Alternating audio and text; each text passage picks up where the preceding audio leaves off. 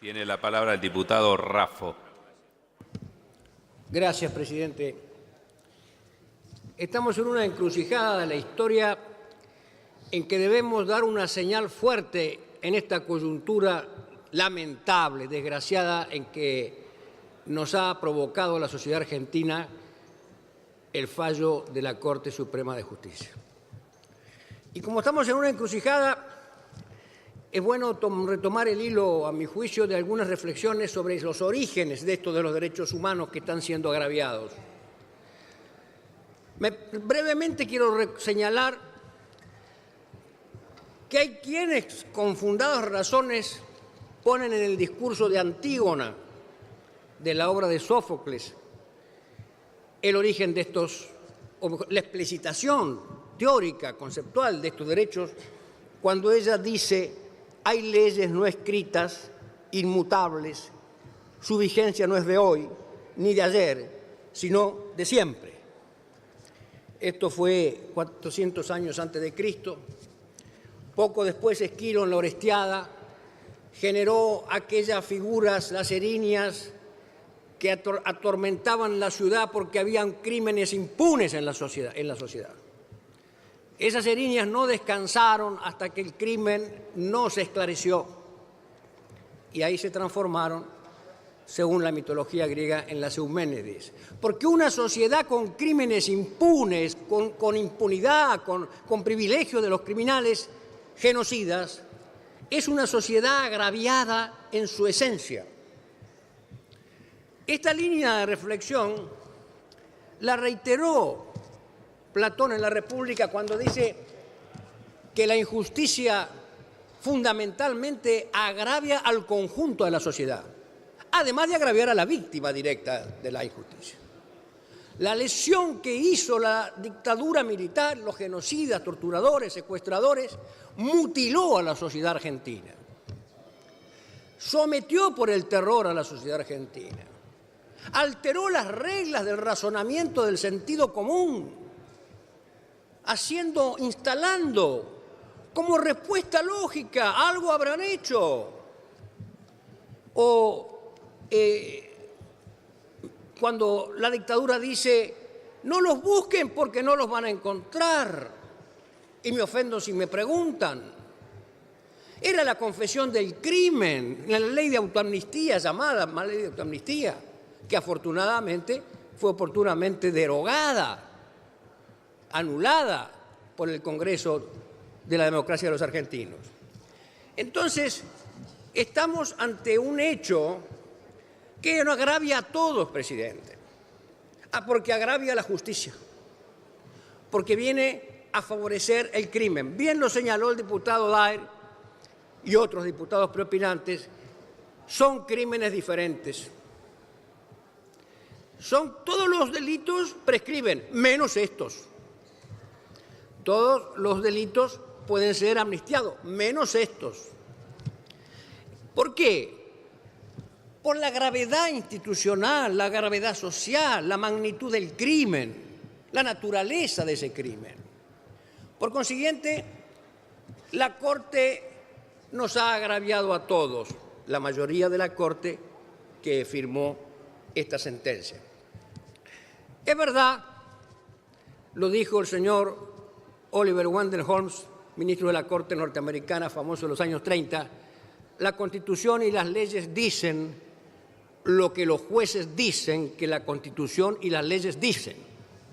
Así que no me vengan con que estaban algunos jueces presos por la ley o encuadrados en las palabras de las normas, porque se enseña en las escuelas de Derecho Natural, del positivismo kelseniano, en la teoría ecológica, la teoría tridimensional del señor Wendell Goldsmith, el sociologismo norteamericano, todas las escuelas de derecho enseñan y saben que los jueces no es verdad que están presos por las palabras de la ley.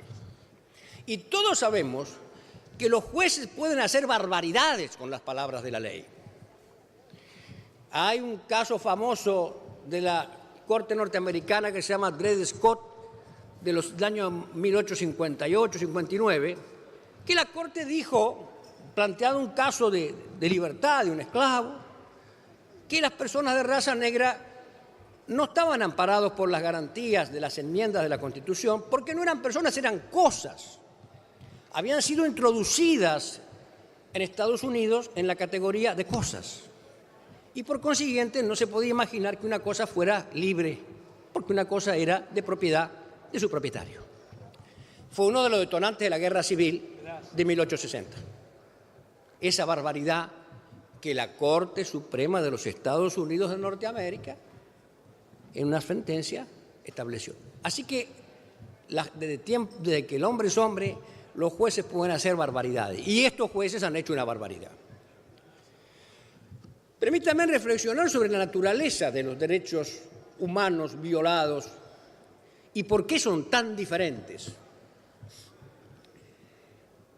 Desde el punto de vista teórico, lógico, formal, todos los derechos son humanos, porque no hay derecho de las cosas. El derecho de propiedad es un derecho ¿de quién? De personas humanas. El derecho de transitar, todos los derechos. Pero la expresión derechos humanos se acuñó axiológicamente para enfrentar el agravio a ciertos derechos hechos desde el Estado, hechos de la impunidad del Estado, ejecutados con las armas del Estado, encubiertos en los cuarteles con las banderas del Estado y los escudos de los argentinos. Creo que está pendiente el desagravio a nuestros símbolos patrios por haber sido hecho flamear o presidir edificios donde se violaba, se torturaba, se asesinaba, se secuestraba. Hace muchos años unos jugadores de rugby se robaron una bandera de un edificio público y se les hizo desagravio a la bandera en todas las escuelas del país. Todavía no le hemos hecho a la bandera de los argentinos y a su escudo el desagravio por haber sido usadas para amparar aguantaderos de criminales, de delitos de lesa humanidad. Así es que todo el agravio a un derecho debe ser reprobado, todo agravio a un derecho debe ser castigado, pero el agravio a un derecho realizado por quien tiene la obligación de tutelar el derecho, ahí está la violación de los derechos humanos. Ahí está el crimen, lo aberrante de este tipo de crimen. Y esto es lo que ha venido a agitar las aguas, el fallo de la Corte. El principio de ley penal más benigna no es un principio constitucional, es un principio del Código Penal. Si bien es cierto que el artículo 9 del Pacto de San José de Costa Rica recepta este principio, pero también es cierto que una gran injusticia, y ya lo dijeron acá, es tratar como igual a lo que es desigual. Entonces, el crimen, el delito contra los derechos humanos no puede ser amparado en la mitigación de la pena por una ley que fue pensada, regulada y establecida no para estas violaciones de derechos.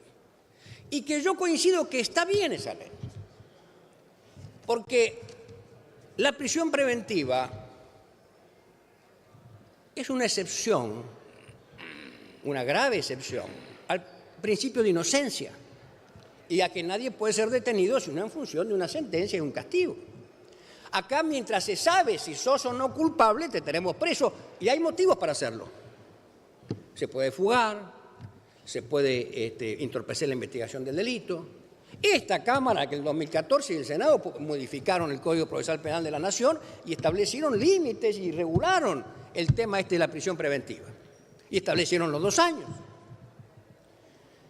Y el Código Procesal establece que no puede durar más de 2 años, prorrogable excepcionalmente 1 año más, la prisión preventiva. Quiere decir que el Código Procesal viene a decir, señor, vencido ese plazo, si no hay sentencia que lo condene, ejercita la presunción de inocencia y sale a la calle. De contar 2 por 1 es una mitigación de esto. Yo estoy de acuerdo en que aquel que está preso sin saber si va a ser condenado o no y está amparado por el Código Procesal Penal y está amparado por garantías de pactos internacionales, de alguna manera tenga alguna compensación en el delito común. no en el delito de excepción del genocidio. Pues insisto, si el delito es imprescriptible, si el delito no se puede amnistiar, entonces tampoco puede ampararse el delincuente en esta regla de mitigación de la pena. Y por eso tenemos que sacar hoy mismo una norma que salga al cruce de esta aplicación e interpretación que ha hecho la Corte, desgraciadamente, y caiga sobre su conciencia el haber hecho esto y el haber agraviado a los argentinos de esta manera. Debo decir que, según entiendo, y si me equivoco seré corregido, y bienvenido si me equivoco, ya hay algún texto consensuado, semiconsensuado, entre bloques o alguno de los bloques para resolver este problema. Obviamente que creo que todos queremos enfrentar esto y hacer una norma que sirva. Una norma, primero, que no implique un retroceso frente a la previsión que tiene el derecho positivo argentino para el delito común. No para el delito común, para el acusado de un delito común que todavía no sabemos si es culpable o no. Entonces, creo que por resolver un problema no tenemos que agravar otro. Y además, yo tengo, insisto, una versión, ojalá que se pueda corregir, cuyo artículo 3 dice: lo dispuesto por los artículos anteriores es la interpretación auténtica del artículo 7 de la Ley 24.390, derogado por la Ley 25.430, y será aplicable a las causas en trámite. No, ¿solo las en trámite? ¿Solo las en trámite están excluidas de esto? ¿Los condenados no? ¿Los que están cumpliendo condena están fuera? No. Yo solicito entonces que cuando redactemos y hagamos el consenso final y votemos, tengamos en cuenta no retroceder en las garantías que ya nuestra legislación da de conformidad con los pactos internacionales de derechos humanos. Cortar esta interpretación de la Corte que permite aplicar este beneficio a delitos de excepción que nos han agraviado a todos y cuyo no castigo como corresponde implica el huevo de la serpiente para que se pueda repetir. Y me señalaba acá el diputado Pitrola a mi lado también, cuidado, los nuevos delitos, no solo las causas condenadas, las trámites, las condenadas y las futuras que pueda haber de delito de genocidio. ¿Por qué las futuras causas de genocidio van a poder invocar esta interpretación de la Corte? Ninguna, ni las en trámite, ni las pasadas, ni las futuras, ninguna. Si no hacemos esa norma, que sea eficaz, que no implique retroceso en las garantías y que Corte salga al cruce de esta desgraciada interpretación y decisión de la Corte, creo que habremos cumplido con lo que la sociedad espera de nosotros y mañana va a refrendar en la marcha, creo que todos debemos ir. Gracias, presidente. Gracias, señor diputado. Sino de siempre. Esto fue 400 años antes de Cristo.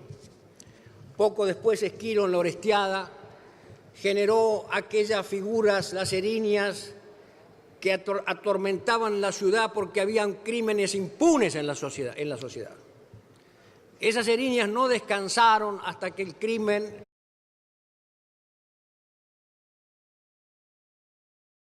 Tiene la palabra el diputado Raffo. Gracias, presidente.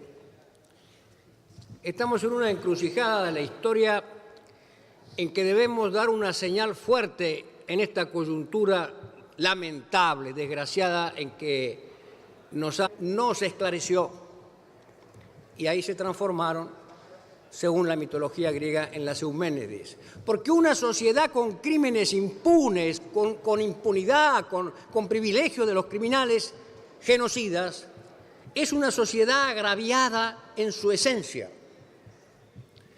Esta línea de reflexión que hay quienes con fundadas razones ponen en el discurso de Antígona, de la obra de Sófocles, el origen de estos, la explicitación teórica, conceptual de estos derechos, cuando ella dice: hay leyes no escritas inmutables, su vigencia no es de hoy ni de ayer. Ha provocado a la sociedad argentina el fallo de la Corte Suprema de Justicia. Y como estamos en una encrucijada, es bueno retomar el hilo, a mi juicio, de algunas reflexiones sobre los orígenes de esto de los derechos humanos que están siendo agraviados. Brevemente quiero señalar